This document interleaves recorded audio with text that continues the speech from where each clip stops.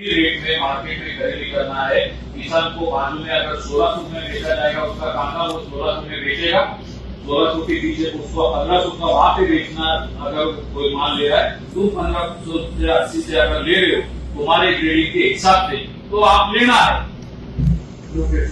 आप अलग क्या करते हो, गोडाउन में कौन सा अलग एसओपी है? वही एसओपी है ना।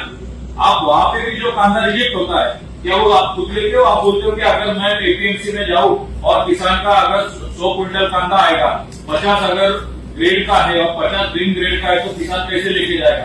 तो आज तुम्हारे गोडाउन पे अगर आएगा तो तुम लेते हो 15 टन खरीदी, 15 क्विंटल की खरीदी नहीं हुआ है। कितना दिन यही नाटक करोगे सारा तुम?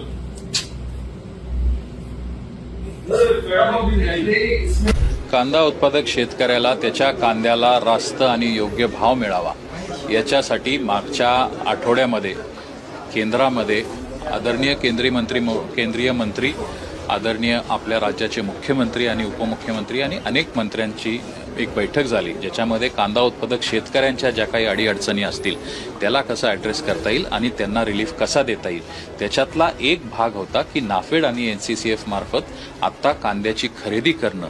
आज आपल्याला महाराष्ट्र राज्याला नाफेडला 1 लाख टन आणि एनसीसीएफला 1 लाख क्विंटल असं 2 लाखाचं उद्दिष्ट 31 जूनपर्यंत केंद्र सरकारने दिलेलं आहे, ज्याची खरेदी मागच्या काळामध्ये आपल्या नाशिक जिल्ह्यामध्ये सुरू झालेली होती। पण ही सुरुवातीपासून आपली आणि शेतकऱ्यांची मागणी होती की नाफेड आणि एनसीसीएफ मार्फत जी काही खरेदी होते ही खरेदी 100% मार्केट कमिटीमध्येच व्हायला पाहिजे। अशाच पद्धतीच्या सूचना केंद्रीय मंत्री महोदयांच्या बैठकीमध्ये आणि माननीय मुख्यमंत्री महोदयांनी दिलेल्या असूनही स्थानिक नाफेडच्या अधिकाऱ्यांकडनं त्याच्यावर कुठं कारवाई होताना दिसत नव्हती। म्हणून आदरणीय कलेक्टर साहेबांनी आज सर्व मंत्री महोदयांच्या आणि आमच्या सकट लोकप्रतिनिधी, मार्केटचे सर्व सभापती सचिव, आय जे आहेत यांची इम्प्लिमेंटिंग एजन्सी आणि नाफेड आणि एनसीसीएफचे अधिकारी अशी इथं बैठक झाली आणि ज्याच्यामध्ये ह्या सक्त सूचना देण्यात आल्या आणि नाफेडने आणि एनसीसीएफनी पण इथल्या अधिकाऱ्यांनी ते मान्य केलं आहे की सोमवारपासून जो काही कांदा खरेदी नाफेड आणि एनसीसीएफच्या मार्फत होतोय हा 100% कांदा खरेदी हा कृषी उत्पन्न बाजार समितीच्या आवारामध्येच होईल। जो रेट केंद्र शासनाने त्याच्यामध्ये करून दिलेला आहे त्या रेटनी कांदा खरेदी होईल। सुरुवातीच्या काळामध्ये थोडीशी एक अडचण अशी पण येत होती की मार्केटेबल कांदा हे सुरुवातीचे निकष जे आलेले होते हे मोठ्या ए ग्रेडच्या कांद्यासाठीच आलेले होते। त्याच्यामध्येही शासनाने पुढे जाऊन 2 पावलं अजून त्याच्यामध्ये सुधारणा केलेली आहे आणि यूआरएस ग्रेडचा म्हणजे थोडासा कमी ग्रेडचा कांदा पण त्याच्यामध्ये खरेदी होईल।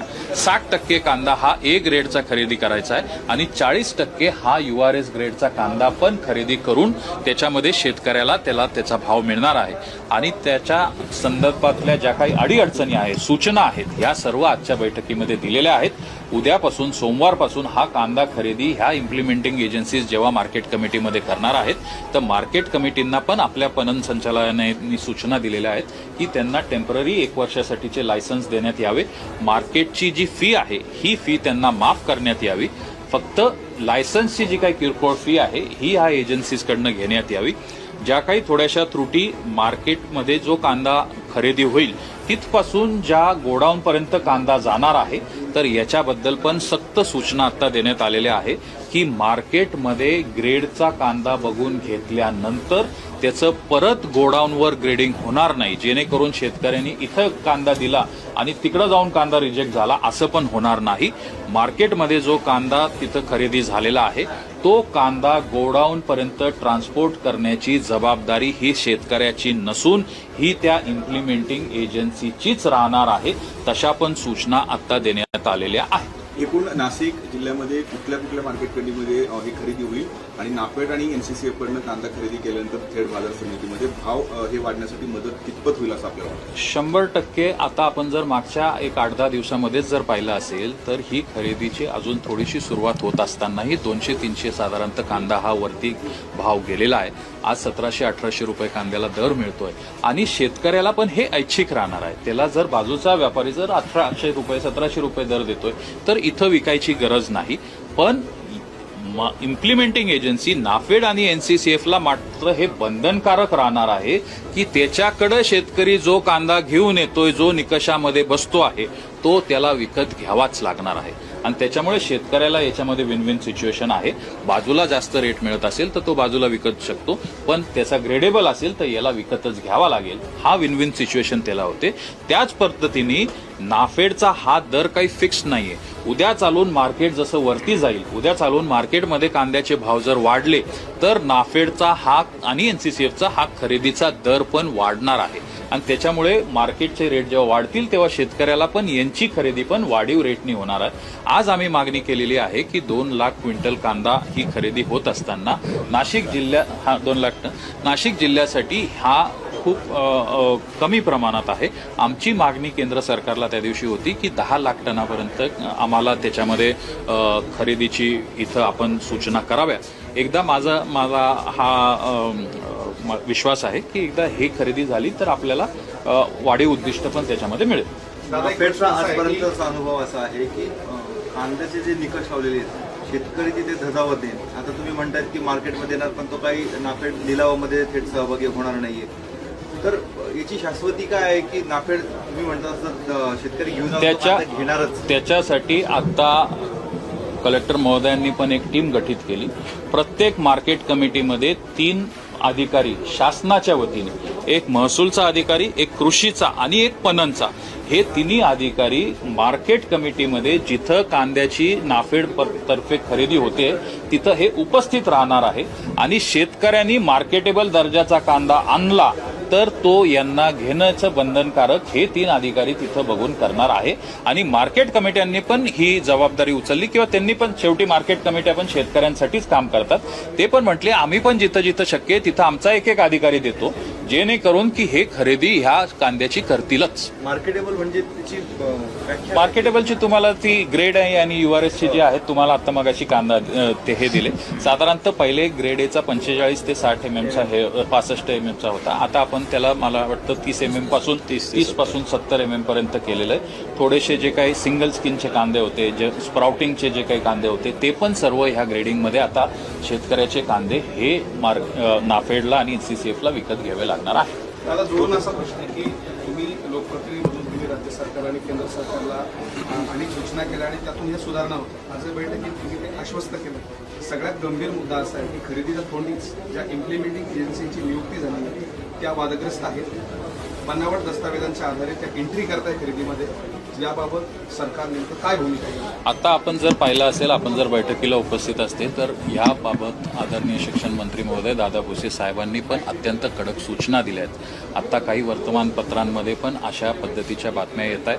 आणि ह्या अनेक वेळा मागच्याही काळामध्ये जेव्हा खरेदी झाली तेव्हा हा मुद्दा उपस्थित केला गेलेला आहे की अनेक वेळा ह्या एजन्सीजची पात्रता आणि त्यांनी केलेली जी खरेदी आहे याच्यामध्ये खूप मोठ्या प्रमाणामध्ये संशयाला वाव आहे. आमची पण कायम याच्यासाठी हीच मागणी राहत होती.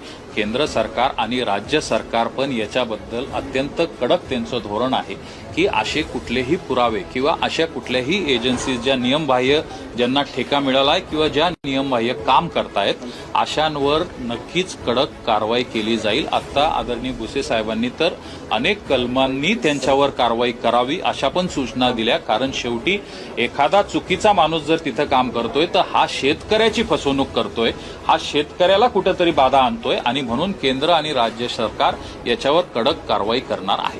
आपल्या 1980 पासून नाफेड सोबत काम करणाऱ्या एजन्सी ज्या होत्या, प्रमुख सहकारी संस्था होत्या, त्यांना तांत्रिक अडचणी आणून खरेदी डावलण्यात आलं आणि 4-5 वर्षापूर्वी स्थापन झालेल्या संस्थांनी वादग्रस्त आहे. हे बिलकुल तुम्ही एकही मेंबर सोसायटीला स्थान देण्यात आलं नाही नाफेड सरकार. तुम्ही म्हणतात त्याच्यामध्ये काही अंशी सत्यता पण आहे. पण ह्या गोष्टी आपणही केंद्र सरकारच्या निदर्शनास आणून देऊ.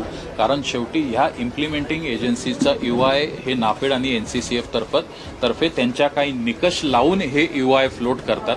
त्या निकषामध्ये आपल्याही संस्था, जसं आता आपण जर पाहिलं आणि आदरणीय भुसे साहेब असतील, आदरणीय भुजबळ साहेब असतील, यांनी पण ह्या सूचना केल्या की मालेगाव असेल, येवला असेल, इकडं कुठलीच एजन्सी दिली गेलेली नाहीये आणि इथे पण कांदा मोठ्या प्रमाणामध्ये खरेदी होतो.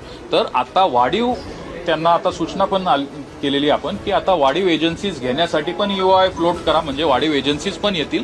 आणि त्याच पद्धतीने अशा जर आपल्या काही निदर्शनास आल्या की ज्या संस्था चुकीचे कागदपत्र देऊन चुकीच्या निकषाने याच्यामध्ये घुसलेल्या आहेत तर त्यांच्यावरही कारवाई करायला आपण शासनाला विनंती करू आणि नाफेड आणि एनसीसीएफला भाग पाडू. तुम्ही ही यंत्रणा काय करते, जी लायसन देते किंवा जी परवानगी देते त्याच्यामध्येच काहीतरी प्रकरणी पण झाली नेमकं आता कुठे शिजते ती माझा हेतू आणि माझा उद्दिष्ट एकच आहे की कांदा उत्पादक शेतकऱ्याचा कांदा हा विकला जावा, त्याला योग्य भाव मिळावा. मला बाकीच्या ह्या गोष्टी जर आपण सूचना जशा करता आहात त्याच्यामध्येही आपण चौकशी करून याच्यामध्ये हे करू. आपल्या चॅनलला नक्की सबस्क्राईब करा, बेल आयकॉन दाबायला विसरू नका.